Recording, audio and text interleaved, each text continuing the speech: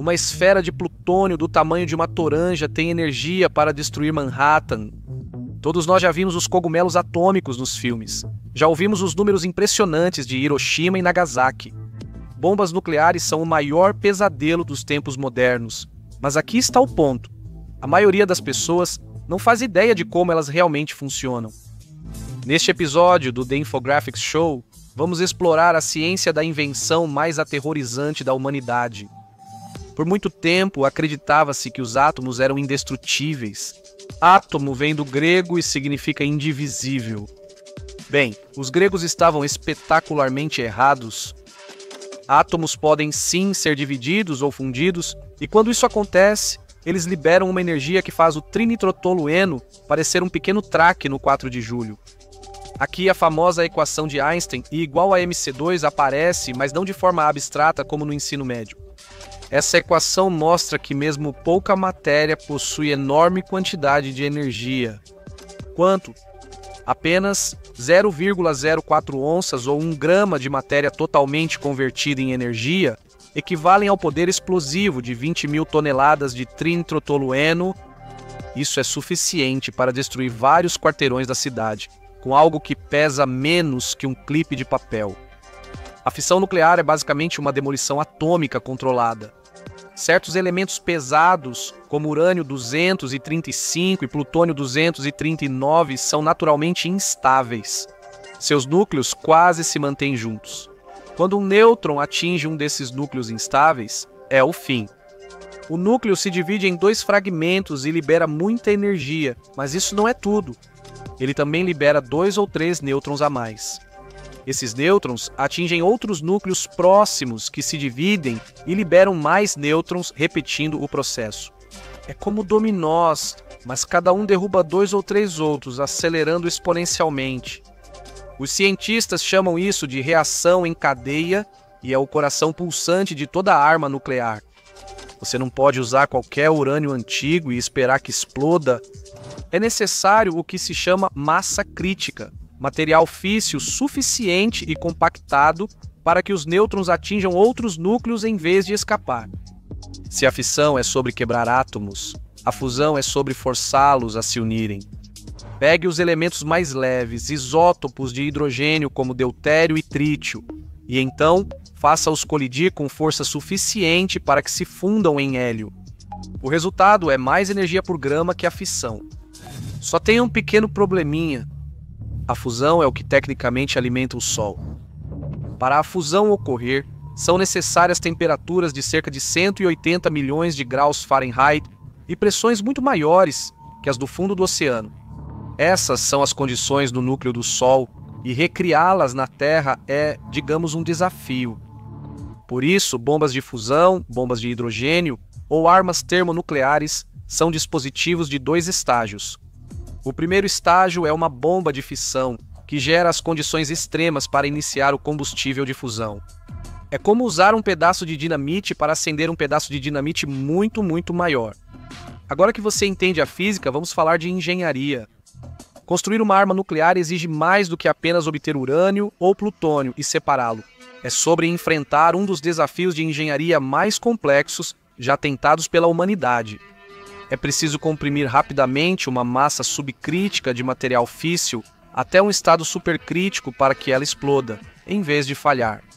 Outro problema é que urânio 235 e plutônio 239 sofrem fissão espontânea constante, liberando nêutrons aleatórios. Numa massa subcrítica, a maioria dos nêutrons escapa sem atingir outro núcleo, fazendo a reação em cadeia falhar. Se você reunir material suficiente e denso, ao atingir a massa crítica, mais nêutrons atingem núcleos do que escapam. A reação se torna autossustentável. Como dissemos antes, para o urânio 235, você precisa de cerca de 115 libras para uma massa crítica nua. É uma esfera de cerca de 6,7 polegadas de diâmetro, menor que uma bola de basquete.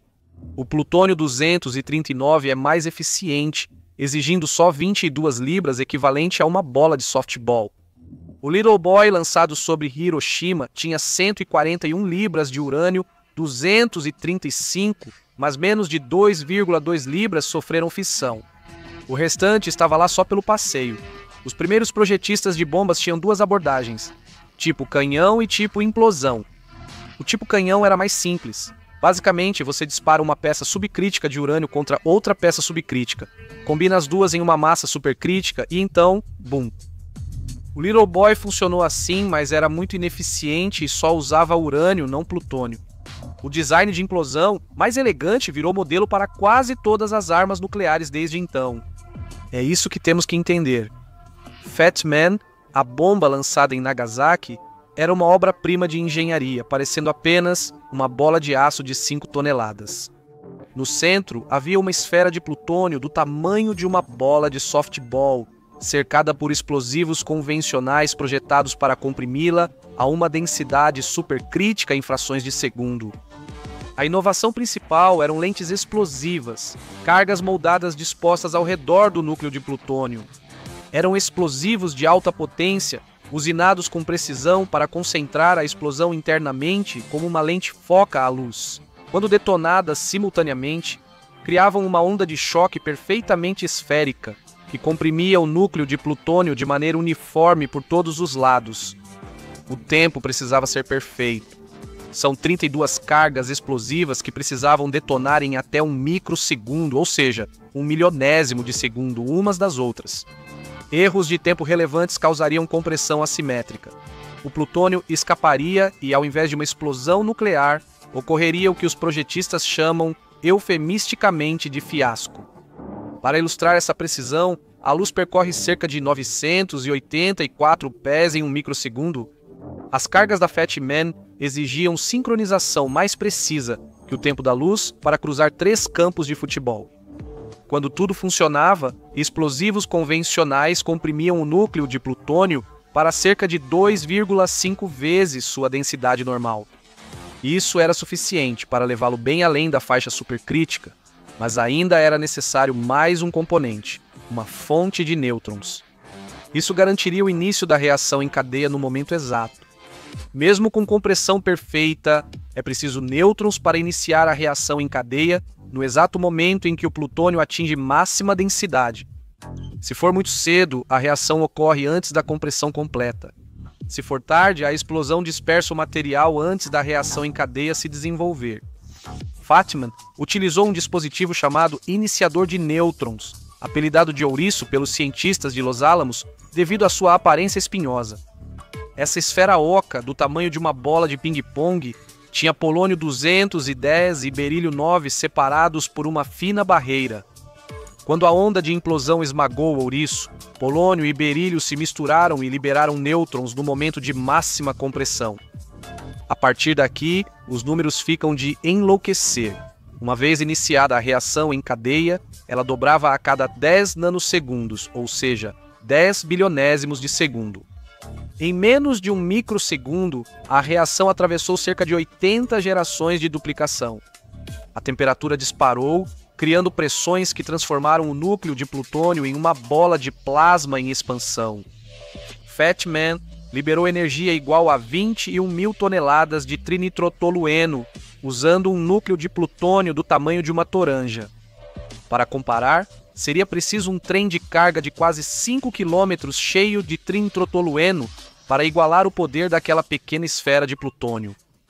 No início dos anos 1950, cientistas notaram que as bombas de fissão, embora devastadoras, eram só o começo. O verdadeiro espetáculo era a fusão, e a única maneira de criar as condições extremas necessárias para a fusão era usar uma bomba de fissão como fósforo para acender um fogo nuclear ainda maior. Uma arma termonuclear, também chamada de bomba de hidrogênio ou bomba H, é essencialmente uma bomba de fissão projetada para se destruir da maneira mais produtiva possível. É um dispositivo de 2 estágios. O estágio primário é uma bomba de fissão tipo Fat Man, e o secundário tem combustível de fusão ativado pelo primário. O genial é como os 2 estágios se comunicam. Quando o primário detona, gera calor, explosão e uma forte rajada de raios X. Esses raios X que viajam na velocidade da luz chegam ao estágio secundário antes da onda de choque, que é mais lenta. Os raios X são absorvidos por uma camada especial de espuma ao redor do secundário, que vaporiza instantaneamente e cria sua própria onda de pressão intensa. A onda de pressão comprime e aquece o combustível de fusão às altas temperaturas necessárias para a fusão. É como usar uma explosão nuclear para preparar uma ainda maior. O teste 4 Mike, primeira bomba de hidrogênio bem-sucedida, ocorreu em 1952 no atol do Pacífico. O dispositivo era do tamanho de uma casa e exigia um prédio inteiro para abrigar seu sistema de resfriamento criogênico para o combustível de hidrogênio líquido. Quando foi detonada, liberou 10,4 megatons de energia. Isso equivale a 10,4 milhões de toneladas de trinitrotolueno, ou cerca de 500 vezes mais potente que Fat Man. A bola de fogo, com cerca de 3 km de diâmetro, vaporizou a ilha testada, criando uma cratera de 50 metros de profundidade e mais de 1,5 km de largura. A nuvem cogumelo subiu 40 km até a estratosfera. Navios a 56 km ainda sentiram o calor intenso capaz de causar queimaduras de 3º grau. Bombas de hidrogênio modernas não usam hidrogênio líquido, pois é volumoso e difícil de usar em armas. Elas usam deutereto de lítio, um sólido mais fácil de manusear e armazenar. Nêutrons da fissão convertem lítio em trítio, que depois se funde com deutério. Algumas bombas de hidrogênio têm uma terceira etapa, um refletor de urânio ou invólucro em torno do combustível de fissão. Nêutrons de alta energia da fusão podem fazer até o urânio 238 não enriquecido sofrer fissão. Assim, ocorre uma fissão que provoca fusão, gerando mais fissão, como um Turducken de reação nuclear em cadeia. Diferente das bombas de fissão, armas de fusão não têm limite teórico de potência. Basta seguir adicionando combustível de fusão. A maior arma nuclear testada foi a Tsar Bomba da União Soviética, em 1961, liberando 57 megatons de energia. A bola de fogo tinha 8 km de diâmetro, a nuvem de cogumelo chegou a 64 km de altura e a explosão quebrou janelas a 900 km. Os projetistas, na verdade, tiveram que reduzir o rendimento do projeto original de 100 megatons porque estavam preocupados com a contaminação radioativa em seu próprio território. A diferença entre uma arma nuclear e um peso de papel muito caro está nos mecanismos de acionamento. Cada componente deve funcionar com precisão, pois explosões nucleares não permitem uma segunda chance. Os explosivos convencionais de uma arma nuclear são os mais precisamente projetados, não estão ali apenas para enfeite. Cada lente explosiva em uma bomba do tipo implosão é moldada e usinada individualmente para criar exatamente a onda de pressão certa no momento exato. Os explosivos usados geralmente são de grau militar, como composição B ou baritol, escolhidos por sua potência e consistência. A onda de detonação deve atravessar cada lente na mesma velocidade, exigindo densidade uniforme do explosivo até níveis microscópicos. Fat Man utilizou 32 lentes explosivas em padrão de bola de futebol ao redor do núcleo de plutônio. Cada lente era tridimensional e criada com matemática avançada dos anos 1940. O sistema precisava comprimir uniformemente o núcleo de plutônio. Qualquer assimetria faria o material físsil escapar para os lados, impedindo a densidade crítica. A sequência de detonação começa com vários detonadores disparando simultaneamente. Esses não são estopins comuns, mas dispositivos cronometrados com precisão de microsegundos. Em armas modernas, sistemas eletrônicos sofisticados controlam esse tempo, ajustando para a temperatura, altitude e outros fatores ambientais. Ter material físsil perfeitamente comprimido é inútil se você não conseguir iniciar a reação em cadeia exatamente no momento certo. E é aí que entram os iniciadores de nêutrons, dispositivos projetados para inundar o núcleo comprimido com nêutrons exatamente quando ele atinge a densidade máxima. O design do ouriço na Fat Man era engenhoso, porém rudimentar. Armas modernas utilizam métodos mais avançados, como reforço com gás trítio. Esses sistemas injetam trítio no material físsil comprimido, onde ocorre fusão que gera muitos nêutrons. É uma reação de fusão em pequena escala projetada para aumentar uma reação de fissão, que então vai desencadear uma reação de fusão muito maior na segunda etapa. Alguns projetos modernos usam geradores externos de nêutrons, basicamente pequenos aceleradores de partículas que podem produzir rajadas de nêutrons sob comando. Esses sistemas permitem aos projetistas de armas controlar precisamente o início e o local da reação em cadeia. As atuais armas nucleares são miniaturizadas e eficientes. A ogiva moderna W-87 pesa cerca de 600 kg e tem o tamanho de uma mala grande, mas ela pode causar uma explosão de 300 quilotons, 15 vezes mais forte que a bomba de Hiroshima. Essa eficiência vem de décadas de melhorias no design. Armas de fissão aprimoradas usam um pouco de combustível de fusão para intensificar a fissão. Sistemas de implosão de 2 pontos usam só 2 lentes explosivas, não 32, deixando a arma menor e mais leve. Materiais avançados e modelagem computacional otimizam componentes para máximo rendimento e peso mínimo. Armas modernas também incluem sistemas de segurança sofisticados. PAUs são fechaduras eletrônicas que impedem detonação não autorizada. Sensores ambientais garantem que a arma só seja armada em condições específicas, como aceleração de míssil balístico ou leituras de altitude e velocidade compatíveis com entrega aérea. Agora é hora de falar sobre a grande explosão. Quando uma arma nuclear detona, ela libera forças que antes estavam confinadas aos núcleos das estrelas.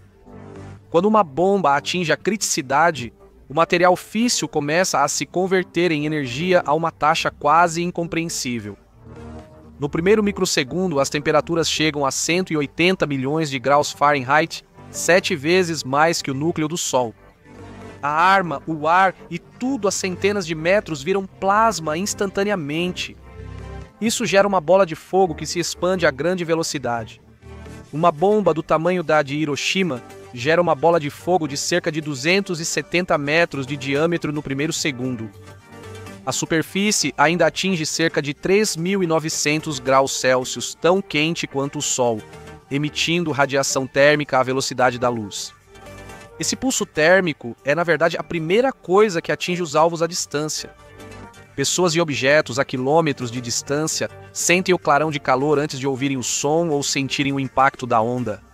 Em Hiroshima, pessoas que estavam a até 3 quilômetros do epicentro sofreram queimaduras de 3º grau apenas pela radiação térmica. O calor foi tão intenso que vaporizou pessoas perto do epicentro, restando apenas suas silhuetas em paredes e calçadas. Após o pulso térmico, ocorre a onda de choque, uma parede de ar comprimido em velocidade supersônica. A sobrepressão da onda de choque é o que destrói a maioria dos prédios. Com 5 libras por polegada quadrada de pressão extra, a maioria das casas desaba. Com 10 psi, estruturas de concreto falham. A bomba de Hiroshima gerou sobrepressão de 15 psi em 800 metros de raio. Os efeitos imediatos de uma explosão nuclear se dividem em 3 categorias, todas letais. A radiação térmica corresponde a 35% da energia de uma arma nuclear. Isso não é só calor, é radiação eletromagnética em todo o espectro, do infravermelho aos raios X. Os efeitos térmicos são classificados de acordo com a distância do ponto zero. A até 800 metros de uma explosão como a de Hiroshima, a radiação térmica pode causar queimaduras de 3º grau e incendiar quase todo o material combustível.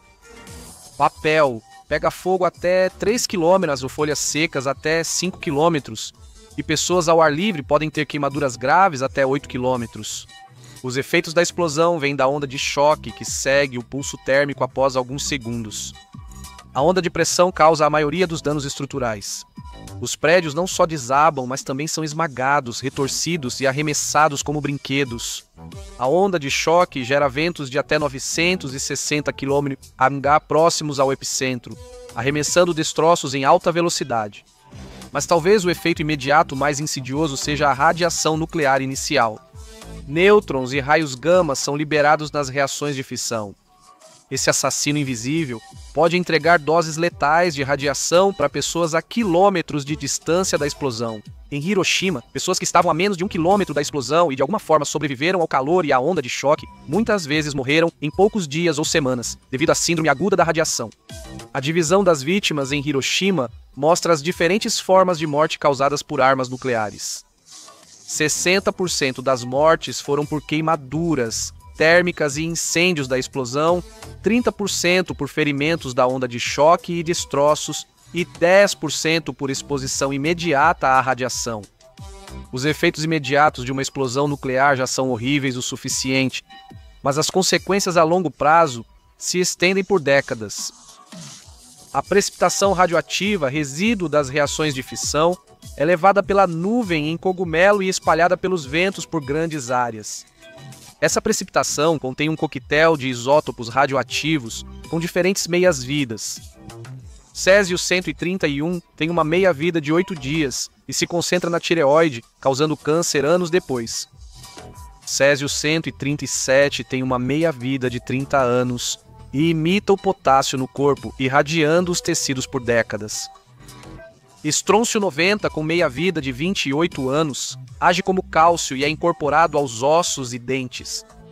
Para colocar os efeitos da radiação em perspectiva, o acidente nuclear de Chernobyl liberou cerca de 400 vezes mais césio radioativo do que a bomba de Hiroshima. A área ao redor de Chernobyl permanecerá significativamente contaminada por séculos. 30 anos depois, as taxas de câncer seguem altas nas regiões afetadas e já há efeitos genéticos em crianças de pais expostos. Os testes nucleares revelaram dados preocupantes sobre efeitos a longo prazo. Moradores das Ilhas Marshall, expostos aos testes de bombas de hidrogênio nos anos 1950, sofreram por gerações com câncer de tireoide, leucemia e defeitos congênitos. Algumas ilhas seguem inabitáveis por contaminação residual.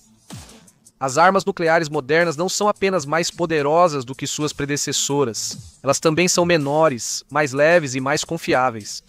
Avanços da engenharia que viabilizaram smartphones também deixaram armas nucleares mais portáteis e precisas.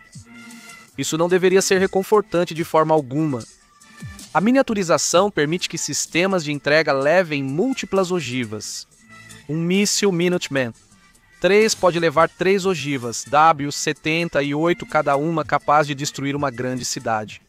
Os mísseis são tão precisos que, após voar 9.600 km, atingem até 120 metros do alvo. Mísseis balísticos lançados de submarinos são mais capazes. Um submarino classe Ohio transporta 24 mísseis Trident, 2 cada um, com até 8 ogivas. São 192 ogivas termonucleares em um submarino, cada uma cerca de 8 vezes mais potente que a bomba de Hiroshima. Uma tripulação de submarino possui mais poder destrutivo do que todos os explosivos usados na Segunda Guerra Mundial. O arsenal nuclear global supera 12.000 ogivas, com cerca de 9.600 prontas para uso imediato. Os Estados Unidos e a Rússia possuem cerca de 90% dessas armas, com o restante distribuído entre 7 outras nações armadas nuclearmente, além de Israel, que muito provavelmente também possui armas nucleares. Para colocar isso em perspectiva, todos os explosivos usados durante a Segunda Guerra Mundial, cada bomba lançada, cada projétil de artilharia disparado, cada granada lançada, totalizaram aproximadamente 3 megatons de trinitrotolueno equivalente. Um submarino classe Ohio transporta cerca de 19,2 megatons de poder nuclear. Um submarino possui mais de 12 vezes o poder destrutivo da Segunda Guerra Mundial. O investimento nessas armas é impressionante. O projeto Manhattan custou cerca de 28 bilhões de dólares hoje. Os Estados Unidos gastam cerca de 60 bilhões por ano para manter e modernizar seu arsenal nuclear. Nos próximos 30 anos, os Estados Unidos planejam gastar 1 trilhão e 700 bilhões em armas nucleares e seus sistemas de entrega. Talvez o dado mais preocupante seja que as armas nucleares atuais somam cerca de 4.000 megatons de poder explosivo. Isso pode matar toda a humanidade diversas vezes. Nós construímos armas capazes de acabar com a civilização humana e construímos o suficiente para fazer isso de forma completa.